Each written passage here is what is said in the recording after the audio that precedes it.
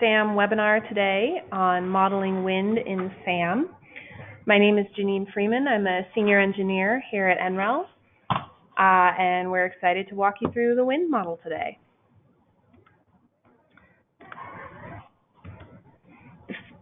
This is the second in a series of webinars that we have this summer. The first one my colleague Doris gave, and that's posted online, talking about our Python wrapper for SAM.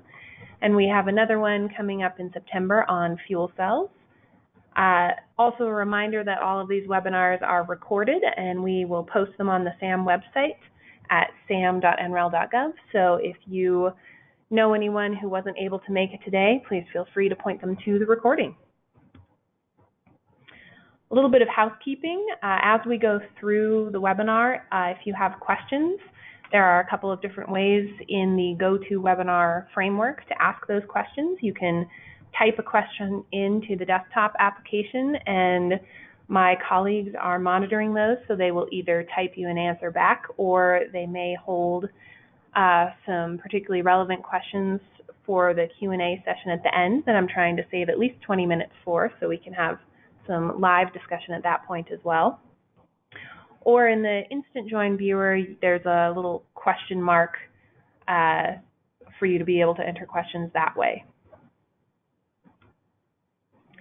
For anyone who doesn't know what SAM is already, SAM is a free software for modeling the performance and financing of a variety of different kinds of renewable energy projects.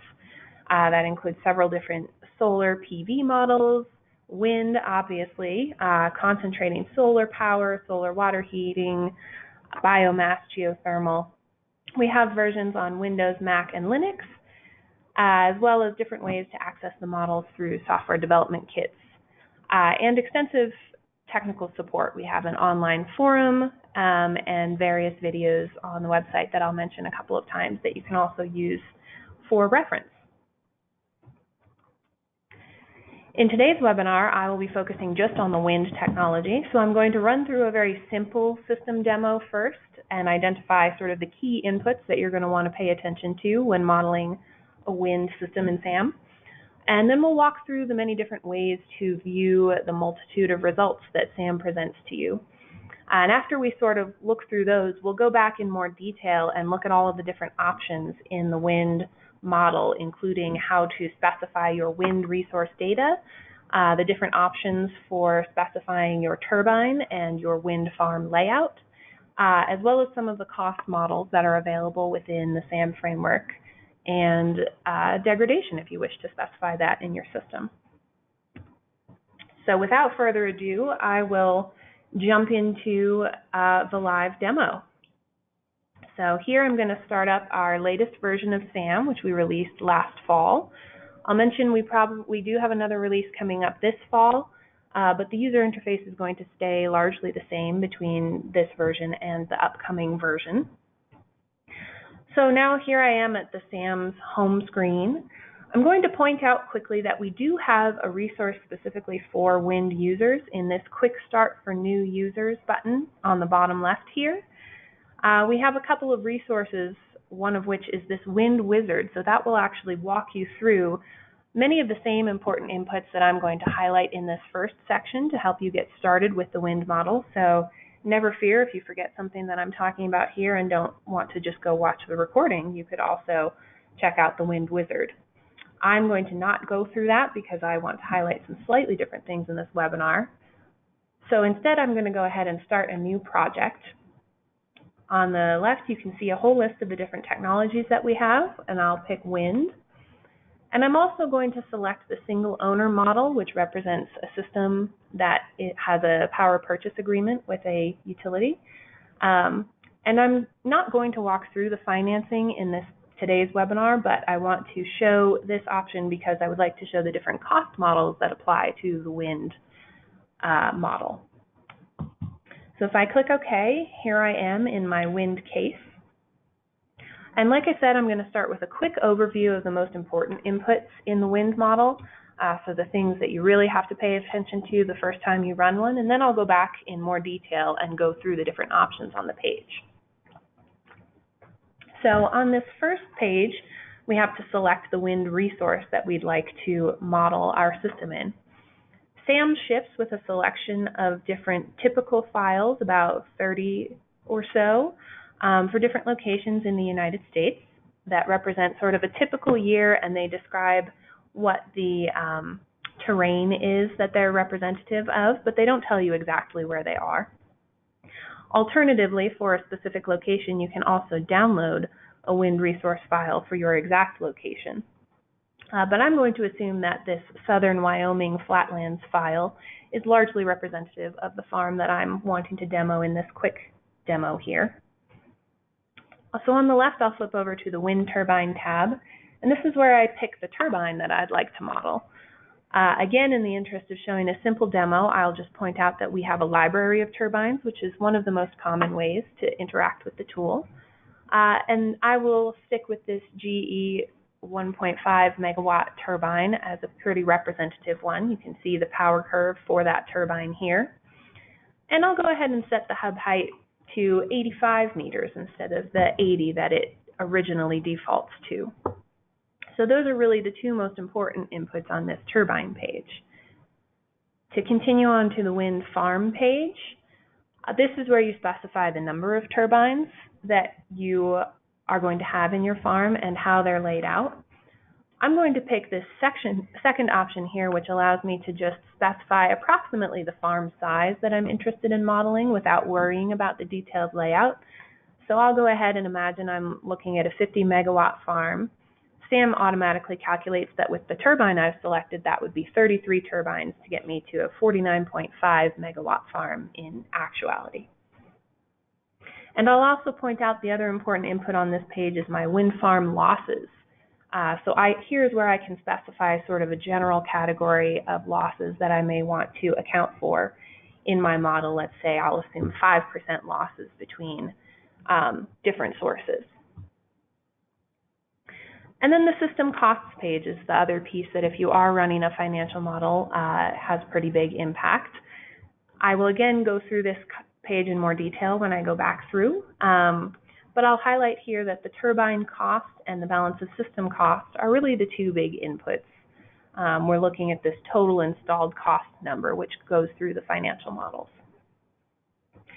And like I said, I'm not going to go through the financial model inputs. They're covered in other webinars that are available on the sam.nrel.gov website. So I'll skip through these other pages for now and just go right down to this Simulate button on the bottom left here to run the case that I've set up. So you can see after I've run this case, I get a selection of outputs, sort of high-level ones that we've pulled out. You can see right at the top here, it tells me what my annual energy in the first year for the farm would be.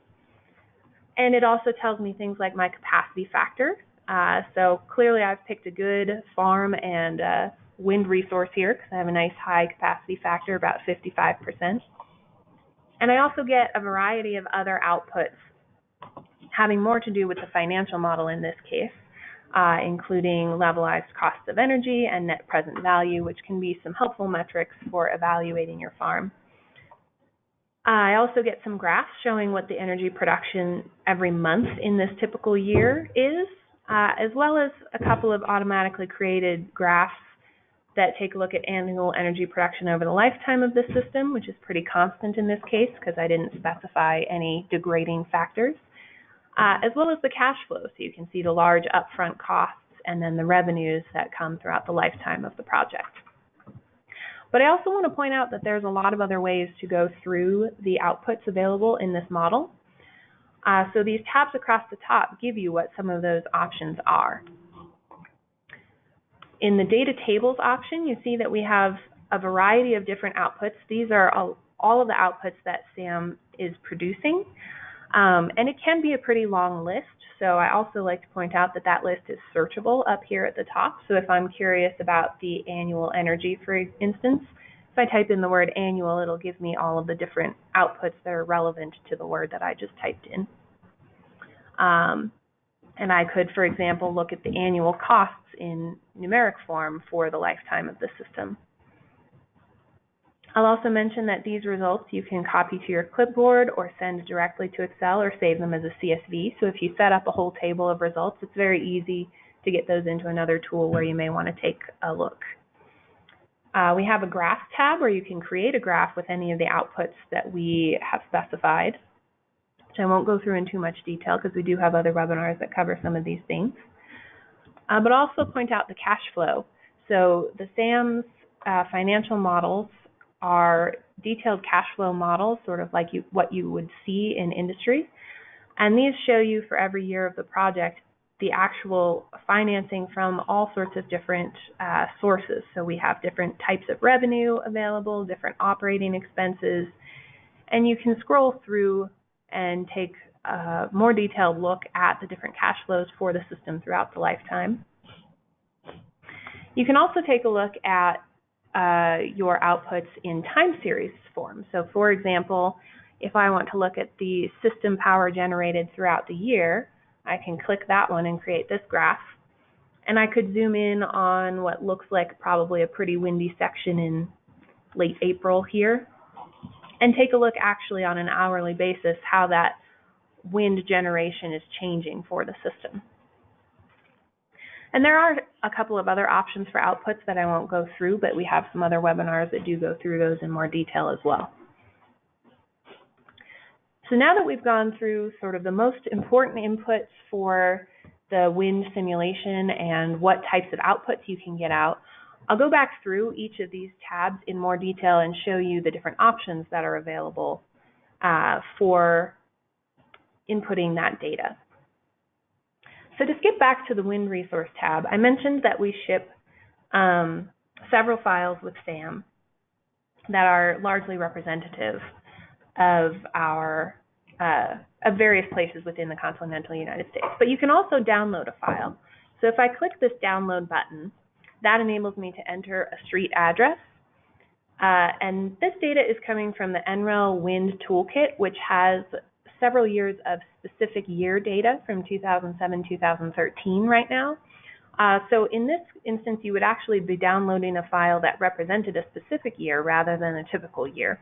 But you can select which year you're interested in, and we also have multiple hub heights available in this data set, which can also be of interest. So I could, for example, select 100 meters and then maybe also 40 meters if I was interested in a shorter turbine. Now, the disclaimer here is that unfortunately the service that we use to download these files is a little spotty, and we are working on that. That's outside of the SAM team at NREL, but we keep in close contact with that team, and they are really trying for a solution and working on implementing different things, but it might still be a little ways out. So if you happen to click OK and it doesn't work, you should get a data error for that, which I did get here. That tells you to try the download again in case there was a problem. So frequently, if you try downloading it another time, a couple minutes later, you might be able to successfully connect, but unfortunately, that's not always the case. So we are working on a solution for that. But I'll also point out that you can use a wind resource file that's already on your computer on this page as well. So if I check this button, I can browse to find a file that I have already downloaded into my SAM downloaded weather files folder for various locations, and they're stored by the latitude and longitude and year and what hub height they represent there. So I can use that as an option as well. And so those are the three different ways to have wind resource files that actually give you time series data for your system. But we do have another way to represent wind data as well. So this blue drop-down menu at the top of the page allows you to switch between two different model options.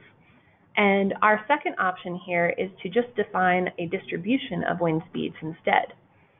So if I click on that option, you can see that here you just define the annual average wind speed and what the height is for that wind speed that you're defining. And you can also change the Weibull K factor to change the shape of the distribution a little bit. But this does just assume that there is a Weibull distribution centered around your annual average for your wind speeds. And instead of producing hourly data, it will select from the distribution and give you an average power that you would expect at any point in time for that turbine.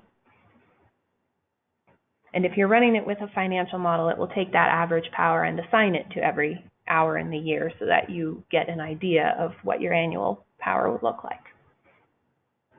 I'll go back to the wind resource file option to walk through the next page. So next we get to the wind turbine page. And as I showed before, we have a library of several different turbines that you can sort by their rating. So you can scroll through if you're looking for a bigger turbine, or click it again to go from smallest at the bottom to the largest. You can also sort it by the name, or you can search for a name in here. So if I were to look for a Berge turbine and type that in, you can see that it shows me all the ones available in the library. But I also want to point out that there is a second way to define a turbine. For example, if you have one that isn't in the library, this radio button here allows you to define the turbine using different spec sheet characteristics instead. So here you would still specify the hub height and the shear coefficient of the terrain, but you would also specify several things related to the turbine. So you would specify that rated output to be used in the model and the rotor diameter, and the coefficients of power, tip speed ratios, and cut in and cut out speeds. And all of those things change the shape of this power curve that's being calculated here. So for example, if I change my rotor diameter to 90 meters instead of 75, you can see that the power curve here widened a little bit to represent that change. So this is using the NREL cost and scaling model to calculate a power curve from turbine characteristics. And then we go ahead and use that power curve in our simulation as well. And I will point out that this power curve, the calculated values, are also an output of the simulation so that you can take a more detailed look at exactly what values are being calculated by the model. Or I'll also point out another shortcut in SAM, which is that for any of the graphs here, you can right-click on the graph, which is what I just did, and you can get the underlying data for the graph itself. So you can copy the data to the clipboard or as a CSV or send it to Excel, or you can copy the image itself or export the image. So that's another way to get to the data that's being calculated by these methods here.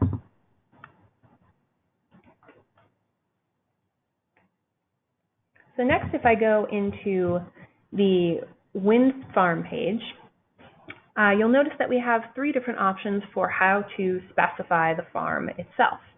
You can choose to use a single turbine, which would potentially be of interest if you're modeling maybe a distributed system or you're putting up a turbine just on your property. And that will obviously change the number of turbines to one, and you no longer really have to worry about things like wake models. So it grays out a lot of the input options on this page. You can also use the option that I used in the first demo, which is to just specify the farm size of interest. And so that lets you simply input your overall size that you'd like to aim for here, and SAM will get as close as it can to your desired size. Depending on what turbine you've chosen, it may not be possible to get exactly to the size that you've specified because we're dealing with discrete turbine sizes here. But it will get as close as it can and at least give you a starting point. It will also automatically lay out the turbines in your field here. And the assumptions it's using there is that they are spaced sufficiently as to minimize wake losses. So typically we say that that's about 8 rotor diameters apart in both directions. But if you specify the number of turbines, you can actually lay out the farm in the way that you desire it to be laid out as well. So I'll show that down here. Again, we have two options for how to lay out that farm. One is that you can define the farm layout using sort of this layout generator option, which is where you can specify the number of turbines in a row. So I had like 8 turbines, and maybe I'd like 4 rows of 8 turbines. And you can see in the graph here sort of a confirmation that you're laying things out correctly, or that the inputs that you've entered are doing what you think they're doing. You can also specify sort of what shape you'd like that field to be laid out in, and you can change the spacing between the turbines. So if they will in reality be a little bit closer, you could specify that here. You'll notice that what that does is actually change the labels on the graph, so it's maybe not as obvious as when I change the number of turbines per row. You can also specify an offset if you want the rows to be staggered a little bit, so perhaps they're staggered by 2 rotor diameters. And you can also use this neat slider button here to actually spin your farm with respect to north and south. So if you have more of a diagonally oriented farm, you can specify that as well. And the last option here would be this other radio button, which actually allows you to import wind turbine locations from a file. And that could be useful if you already have your turbines cited in another program, either with latitude and longitude or with some type of X and Y coordinate system. We can automatically import those locations and set them up in SAM. So the reason that all of this layout is important and what direction they're facing and how far apart they are is if you would like to model the wake losses between the different turbines. So in SAM, we have 3 different wake loss models implemented that you can choose from. We have a fairly simple wake loss model available, but we also have the Park model available and an eddy viscosity model that will calculate those wakes in more detail and really show you what the losses are or how they are applied in the farm, depending on that layout that you specified in the bottom box here. I'll also mention that here is where you can specify your turbulence coefficient, if you happen to know what that is. Otherwise, the 0.1 is a pretty reasonable default value. And again, as I mentioned, those wind farm losses are something that you can specify here. So if you're running a wake model, you probably wouldn't need to include wake losses in your wind farm losses, but you might need to include losses for things like blade pitting or wiring losses or anything like that. And we also have a separate control where you can edit losses in a couple of different manners for what we call the availability and curtailment loss that could account for some of your downtime due to those factors. And this could be either scheduled O&M or unscheduled O&M. But we have a couple different ways to enter those.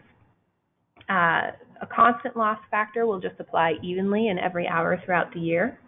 But you can also specify losses for every hour of the year. So for instance, if you had a couple of weeks that you knew you're going to take the entire farm down for maintenance, you could specify those this way. Or you could enable losses with custom periods. So this would allow you to say that, you know, for a week or 2 in January or April, you are going to have a wind farm loss that's maybe half your farm is down for maintenance 1 week and another half another week in the year.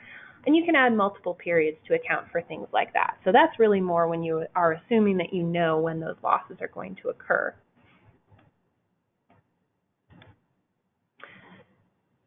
So that is the farm page showing you how to specify the number of turbines, lay them out, pick which wake model you're interested in, and also apply some losses to your farm. The last set of detailed inputs that I'll go through for the wind model is on the system costs page. So the system costs page only appears when you select a financial model, which is why I selected one, even though I'm not going through the financial model inputs. And it has a lot of different pieces happening on it, so let me walk those through here. In this box, we have the inputs for the capital costs, and we have those broken out by turbine and for balance of system. We have multiple different ways that you can input those costs. So one is the cost per kilowatt, and this is a really helpful way to specify costs if you anticipate running a lot of different sizes of farm and you want to make sure that your costs scale appropriately. This can be the preferred way to input those costs. But you can also enter a cost per turbine instead, which is another way that the costs will scale with number of turbines. And you can input fixed costs as a third option.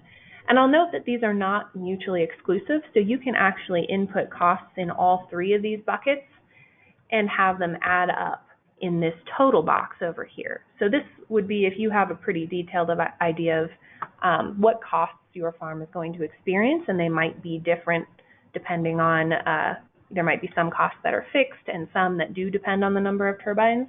You can enter all of those costs here and have Sam do the adding up for you. And the same with the balance of system costs. And then this is also where we specify how much sales tax or how much of your farm is taxable. The sales tax rate itself is specified in the financial parameters.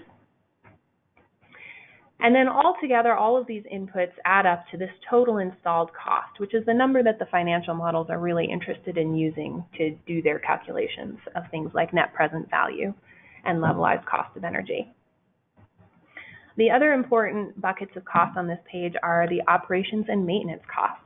So again, we have multiple ways to input those. You can have fixed costs, so those would be in dollars for each year. You can have a cost by capacity, so assume that your farm requires maintenance depending on the size of the farm, so dollars per kilowatt, which is again a good way to make sure that your costs are scaling if you're looking at different system sizes. Or you can have variable costs by generation, so assuming that you are going to need more maintenance the more that you run your turbines. You can also have, again, all three of those options, and you can mix and match them. I also want to point out this blue and gray button at the beginning of each of these it says in tiny font there, value on top and schedule, or short for schedule, on the bottom. And if you click that button, what that allows you to do is, instead of assuming that it's the same cost every year of the lifetime of the system, you can actually edit the costs so that they vary by year. So you would want to make sure that the number of values you enter here represents the system lifetime that you're assuming. So maybe that's 25 years or so. But then you could specify, for example, if you know that you're going to replace some turbines in year 10, you could specify that this way. And then you can also escalate those O&M costs if you are just using a fixed value for the lifetime of the system, which allows you to specify something above inflation that those costs might escalate or de-escalate depending on what your assumptions might be. So those are the cost inputs that Sam is caring about for the wind model, but we also have different models that can help you calculate what those costs might be. And you'll see that from these buttons on the top here. So depending on whether it is a land-based installation or an offshore installation, we have different models. You can estimate the turbine costs, and this will, in some cases, use the NREL cost and scaling model, which applies to land-based turbines above a certain size. And it'll use those factors that I specified on the wind turbine page to actually estimate what the cost of that turbine will be. And it will apply that estimate to these cost buckets here automatically. Now, I'll point out that if your turbine is too small in size, or if it's an offshore turbine, we do not have models for the costs for those. So it will just apply some reasonable defaults based on data that is collected by NREL, by LBNL, Lawrence Berkeley National Laboratory, Pacific Northwest National Laboratory, and others on sort of recent wind cost data, and it'll use some of those reported average values as a default instead. Now, for the balance of system costs, we actually have some more detailed models that have been produced by some NREL folks in a different group here that we work with. And we have those models for both land-based and offshore balance of system costs, so everything but the turbine, and that would include the installation, et cetera. And so if I click that Estimate Balance of System Costs Now button, you can see that it's asking me to enter the inputs in the correct balance of system section below, and then click an Apply button. So if I scroll down, I can see that the land-based balance of system cost model tab has expanded here. And that provides me with a whole host of different inputs that are required to calculate those balance of system, or BOS, costs. It includes things like the site terrain, how the turbine layout is, what the soil condition is, and some various assumptions about what construction time, et cetera, are. Now, in this case, some of those values are also estimated by the model, so you can use the model estimate or you can overwrite it yourself. And there's a whole lot of inputs here that unfortunately I don't have time to go through all of, but we tend to reference some documentation that has been written by the teams that developed these models for how to use them. And I'll point out that there is, when you finish specifying all those inputs, there's a button here, the Applied BOS Estimate, that actually takes the estimate that was calculated and applies it to the appropriate BOS input further up here on the page. And similarly, for the offshore balance of system cost model, there is a separate model that has more to do with, boats and other offshore things. It asks you to specify what types of substructure you're looking at, what types of anchor, mooring depths, etc. And it also has a whole lot of other inputs that you can specify, but you wouldn't necessarily have to or have the data for unless you were pretty far along in developing an offshore system. So this model is also available, and again, there is this Apply BOS Estimate button here that would apply that cost to the appropriate BOS input up here. So again, we're really using these models to get that total installed cost as accurate as we can. The last tab that I'll go through is this Lifetime tab. And you'll recall from when I simulated the first simple system that the annual production was the same every year in the farm. But if I specify a degradation rate, you can have annual production actually decrease every year throughout the farm's lifetime. So if I specify 1% per year to account maybe for blade pitting or things like that, I can control how that system performs throughout its lifetime. And again, there is this blue and gray value and schedule box, so you can also specify how much the system degrades every year, and you could potentially reset the degradation if you're planning on replacing some of your turbines in a specific year of the project. So that is the overview of the different types of ways to input model values that we have in SAM. So there's a lot of different options in there, but there are, as I showed in the beginning, several that are sort of the most important ones that you would need to pick for when you're first starting to model a farm. So if I click Simulate again, you can see I get different values this time. Apparently I designed a terrible system because my capacity factor is only 10% now. But you can see that I have different monthly energy production, and that because I specified that degradation, that my annual energy production is decreasing every year. And you can see that reflected as well, some of the changes in the cash flow. Now I also want to point out another output feature that I did not show before here, which is that if you have maybe lost track of what all those inputs are that you specified, you can create a report that shows you what the inputs are for the system you just modeled, and it also pairs some of the outputs with it, so this can be a very handy way to share your simulation with other folks, apart from just sending them a SAM file, which is also an option.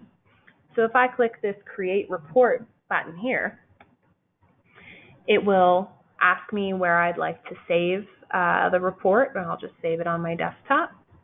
It will name it with the same name that I gave to the case, which in this case was untitled because I didn't change the name, but it shows me some of the important features of the system that I just modeled. So it'll show me what the nameplate capacity was, what that total installed cost that I ended up calculating was, which resource file I used, and then what the annual output is and capacity factor. It'll show me that same graph of monthly energy.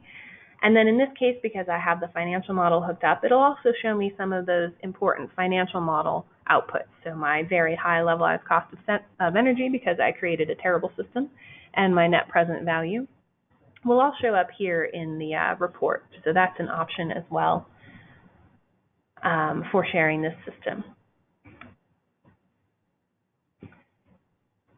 So with that, I will go on to some of the more advanced features that are available, not just for the wind model, but for all of the models in SAM, just to give you a quick idea of some of the things that you could do. So below the Simulate button, we have a couple of advanced features here. The one that many people like to use is the parametrics feature, which allows you to vary a couple of inputs from what you've selected in the base case and take a look at how that impacts different outputs. So if I click this quick setup button here, and we do have other webinars demoing these features in more detail, just to mention that as well, I will get to select a variable that I'd like to vary. So in this case, maybe I'll vary the hub height of the system. And I can have Sam help me create a range automatically. So I would select the variable and click this edit button. And then let's say I'd like to go from hub heights of 70 meters to 100 meters in increments of 5. If I click update, you'll see that it updates all of the list on the left here. And then if I click OK, that will be the new set of values that I am running for this case. I'll ask it to overwrite the table with the inputs I just specified in Quick Setup, and there are more options in that where you can specify multiple variables and create all of the possible combinations of the values of variables. But unfortunately, I don't have an example for that off the top of my head, so we're just going to keep going with this rather simplistic one. You can also just fill in the table yourself by specifying a number of runs and typing values into these boxes. So I also need to select an output because I'm interested in seeing how the input variables affect the outputs. So here I'll take a look at the effect on annual energy. And then I'll click Run Simulations here, and you can see that they run pretty quickly because they're running in parallel. But I can take a look at how the hub height affects the annual energy here. So as expected, as I increase the hub height, I'm getting more and more annual energy. But this can be a handy feature if you have a couple of different inputs that you're interested in looking at. Maybe you want to vary rotor diameter if you're specifying your own turbine, or maybe there are some financial parameters you'd like to vary, and this can help you quickly and easily do that. I'll also point out that we have some built-in features for running stochastic simulations where you can specify different input distributions and correlations between inputs for a bunch of different inputs in the file. So sort of more of a Monte Carlo type thing, and you can run hundreds of simulations to take a look at an output.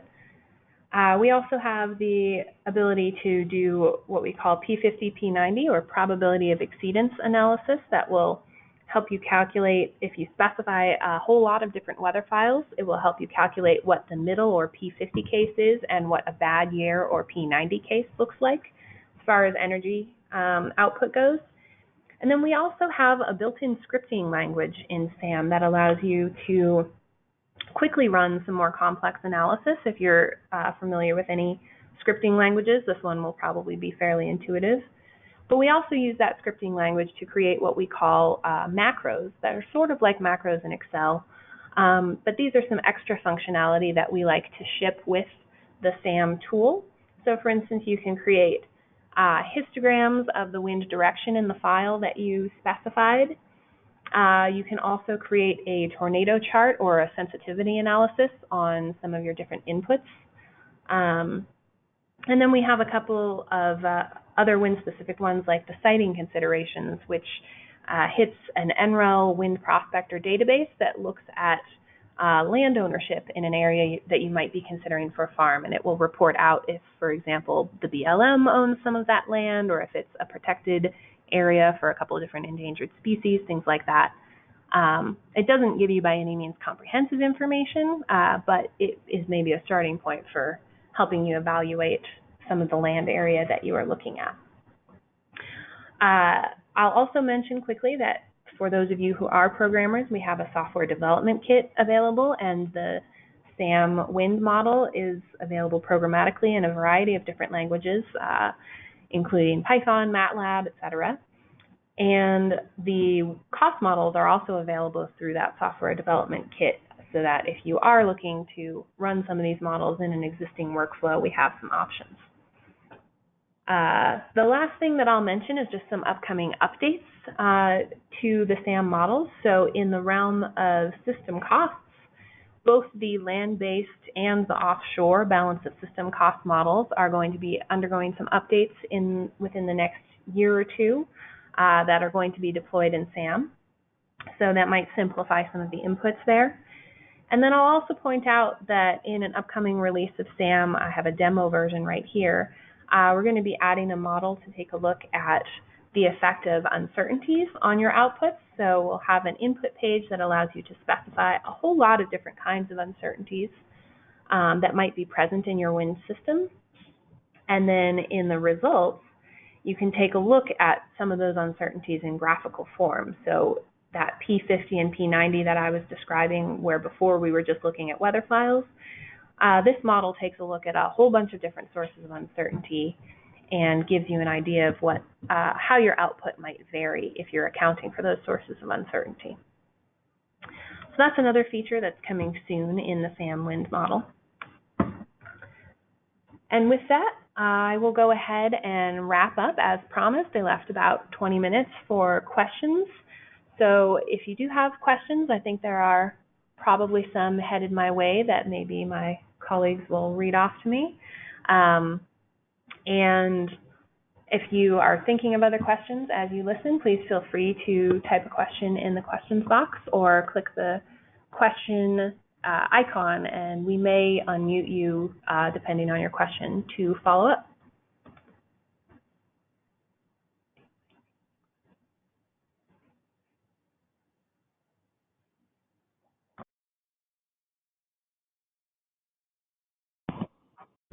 All right, so we're just pulling up some questions here. Read it out loud. Yeah. How much validation has been done between SAM and actual wind farm results? Oh, that is a great question. So unfortunately, we don't have a lot of data from operational wind farms to be able to perform that kind of validation. We have done some validation intra-model rather than compared to measured data. So we have compared some of the outputs of the SAM model specifically with the OpenWind model, just to sort of verify that our implementations were largely correct. But there's definitely a lot of room for further validation of these models. I will mention that there's a project at NREL right now interacting with a lot of the industry, looking at operational wind farms and some of the data there and how predictions of annual energy might vary from the actual energy measured at those sites.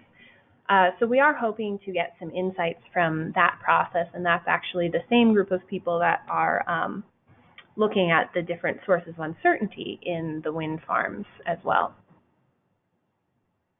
Great, thanks. Here's another question. Can you add a battery to the wind simulation? Oh, another good question. At this time, there is no automated workflow to connect the battery to the wind system, but there is a sort of workaround that it will allow you to do it. So we have in SAM what we call a generic system model. And so this is basically to help you represent a system that we don't necessarily have a model for yet. And the generic system does have the ability to add battery storage. So what you can do right now with SAM is to get hourly output from your system. So in this data tables here, you can, I'll go ahead and clear that and take a look at my hourly data and look at my system power generated. So I could copy this system power generated here as an output from the wind model. And then in the generic model, I can set that as my hourly input, so you can import hourly or sub-hourly generation into this model. So I would paste that same output into this column here. And then from there, I would be able to enable the battery storage and take a look at how that wind output could interact with a battery system. I will also note that if you use SAM programmatically or if you use the scripting language, it's very simple to connect those models because you can just run the wind model and get the output, set it to the input for the generic system model with batteries, or just run the battery model itself via the scripting language. I'll also mention that it is on our short list to try to add batteries into some of the other technology models within SAM. Right now it's just integrated with the PV models and that generic system model. So we're hoping to be able to find some funding to do that sooner rather than later, because we know there are a lot of people looking at systems like that.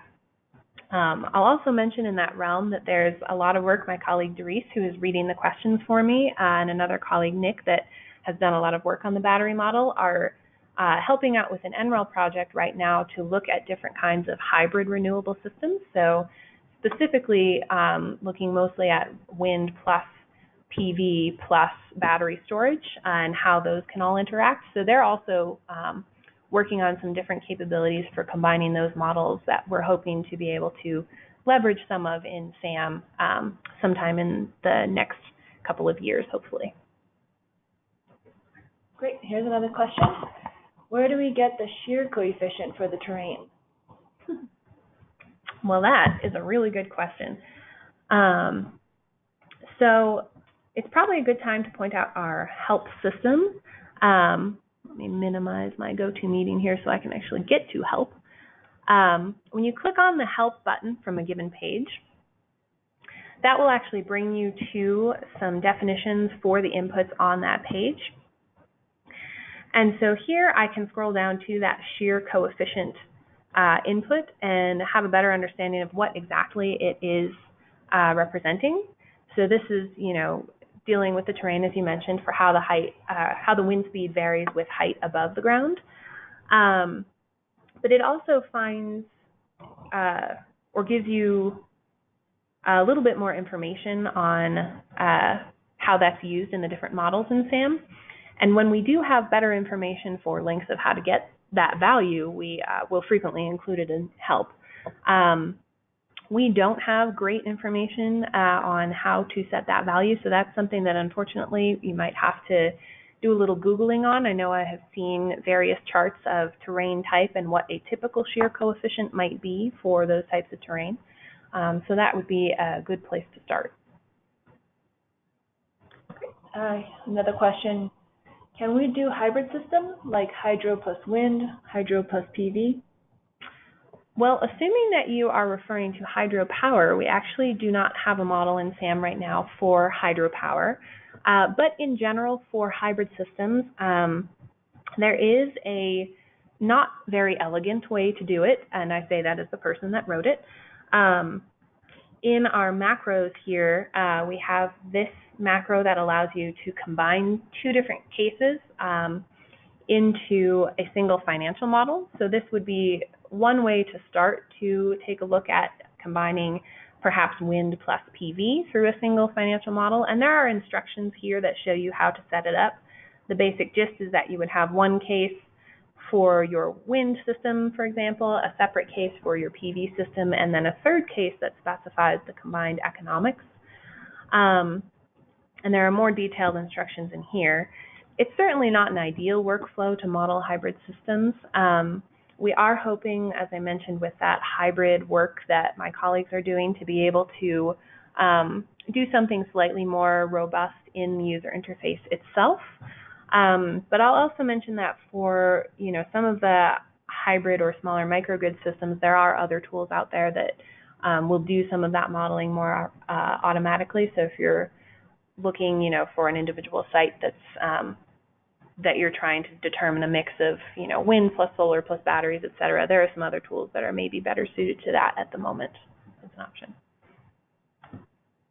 Another question, is wind resources available for Canada or most of North America? Another great question. So on the wind resource page, these resources, as I mentioned, mostly represent the continental United States.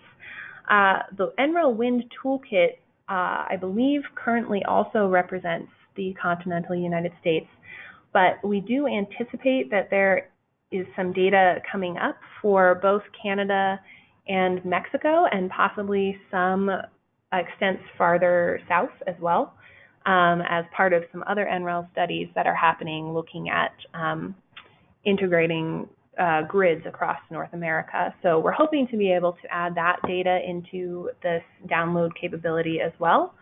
But I'll also mention that if you have your own weather data, you can simply format it in a file that SAM can read. So if you're able to find, say, wind resource data for a location from an external source, in help again, handy dandy help, it describes, we can describe the format of the wind resource file. And this will help you set up that file in such a way that SAM can automatically read it. So if you use that option where you're pointing SAM to a particular file on your computer, and your file is formatted correctly, so you can see here the properly formatted wind resource file link here will take you to the SRW format, which is what we use for wind, and there's a complete description. It's comma delimited text, so fairly easy to edit. And for each hub height, you need wind speed, direction, air temperature, and pressure. But if you don't have all of that data, for example, pressure data, using reasonable values will also get you a pretty good estimate out of the tool. The wind speed is obviously the most important aspect, and if you are using a wake model, then wind direction becomes important as well. Temperature and pressure are used mostly to correct the wind speed to the right height for your turbine. So those are some different options. Unfortunately, getting weather data is one of the trickiest pieces of running any renewable energy simulation. So we try to provide a lot of options for how you could import data, but we don't unfortunately always have the best sources covering the entire globe. I am aware that there are sources that will give you at least annual average wind speeds for most of the globe. And so that could be a good place to use that Weibull distribution, because at least with the annual wind speed, you can start to represent your site pretty well. I'm just going to skip to a related question, but will the climate and sun data be available outside the USA?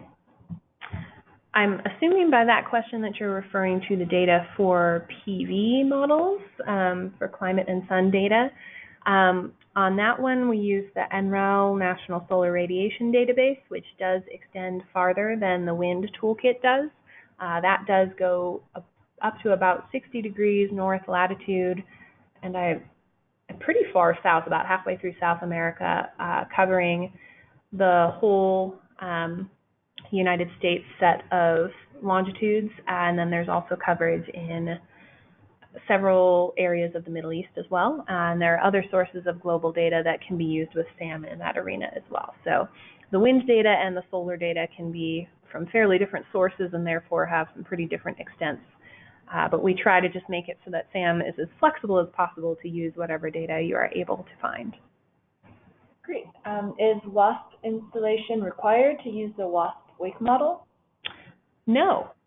So we have a version of the WASP model implemented, just the wake model part implemented in SAM. So it does not require a separate installation in order to run that model. Great. Does SAM include or plan to include other wake models, such as OF Wind?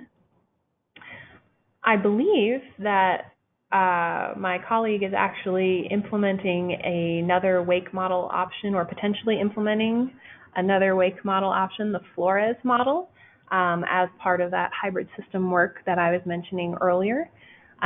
We have recently seen a couple of different options of simplified models for what I would call obstructions instead of wakes from other turbines. So that is an area where we might hope to get some funding as well, to be able to represent, if you're near, say, a building or something like that, how that might impact the wind speed at your site.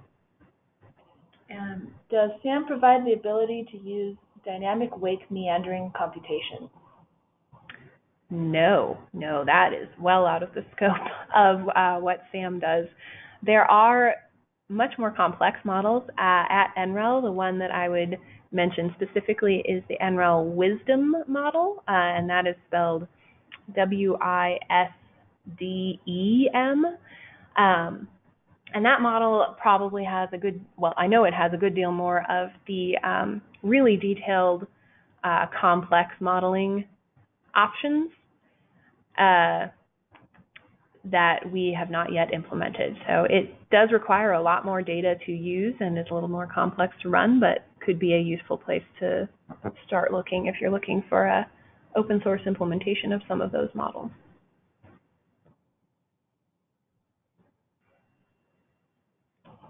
Well, thanks, guys, for such great questions. We do have another 5 minutes or so, so I am willing to continue to be almost stumped by your wonderful questions. If you come up with more, we'll hold off for a couple minutes and see if anyone has any lingering questions.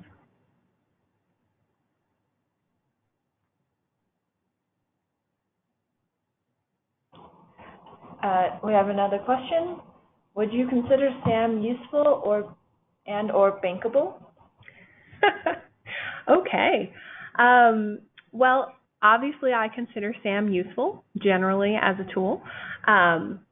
Maybe it would be helpful here to talk a little bit about the sort of motivation behind providing this tool to help answer that question. So SAM originally was started by the solar program at the Department of Energy. Because between, say, the PV world and the concentrating solar power world, everyone had their own way to calculate levelized cost of energy. So it was very hard to compare different technologies together. So that's sort of what started this tool, was that we wanted to have multiple different types of renewable energy system technology models combined with those financial models that are consistent across different technologies to really help people understand sort of the potential or the feasibility of different technologies in this tool. That was in about 2004. In 2008, we made SAM public. And since then, sort of the capabilities of SAM have evolved quite a bit, and some of the things that we are really trying to offer. But really what we're hoping to do with this tool is to enable the industry, the renewable energy industry, to make good decisions with accurate models. So we focus a lot on extensibility of these tool sets, which is why we have a built-in scripting language, a software development kit, several of the advanced features that I've walked through to really help people not just run a single model, but integrate models into their workflows, or really do some sensitivity analysis. They also are an important part of research that NREL does. So our wind and solar models are used as foundational blocks for grid integration studies, cost projection studies, and capacity expansion studies, if you're familiar with things with those realms. So that's another reason that these models really are existing in our realm. And depending on the specific technology, we have different levels of detail in the tool. So the wind models are a little bit simpler because there are great solutions that exist in the industry for some of those more detailed considerations. But we have it in here, like I said, because this sort of wind resource or wind farm profiles that we provide are useful for a lot of different kinds of research studies that can be done. And we also want to enable some of those research questions, like with all the questions we were getting about hybrid systems and what if you combine wind and batteries, things that don't necessarily have commercial modeling solutions. So that is sort of the motivation for the SAM tool, I would say. So we do find it useful. We run analyses with it internally. And as far as the bankable question, that is a great question that we do get asked at various points in time. We have seen different systems financed using SAM predictions, so that is one way to define the term bankable, but then, there's a great industry debate on that we are not necessarily going to get into as to what actually defines a bankable tool and how do you know if something is bankable. So I'm going to go ahead and punt that question for now. There's actually a follow-up to that question. Oh, great. It says, thank you for your detailed answer and patience with a question that must have come across as a little confrontational. Most investors use results from WindPro or DNV GL's WindFarmer or Mediodyne, for example. Any chance NREL may jump into commercial promotion of SAM, a la Red Hat with Linux, open source product with paid commercial support? Yes, those tools that you mentioned are definitely a selection of those great tools that I mentioned that the industry is using for more of that detailed design. We don't at this time anticipate that SAM would jump into the commercial space. We really feel more that our mission at the moment is really to enable sort of that research and to enable other commercial products rather than focus on that ourselves. But as I will mention that Paul also typed into our answer box there, is that the code for the entire SAM tool, including the WIN models and all of our other models, is open source at this point in time. So thank you to this question asker for pointing that piece out as well. So if you'd like to check out any of the SAM models in more detail, they're all hosted on github.com. And from the SAM website, which is sam.nrel.gov, you can find links to all of those repositories to check that out in more detail. And we welcome collaborations and contributions from the community as well. So I think with that, we will go ahead and wrap it up. Thank you all for your participation and for your really great questions. And we look forward to interacting with you again soon. If you have any follow-up questions, feel free to post them on the SAM support forum at our website at sam.nrel.gov. And feel free to join us for our next webinar as well if you're interested in the fuel cells model. Thanks, everyone. Bye-bye.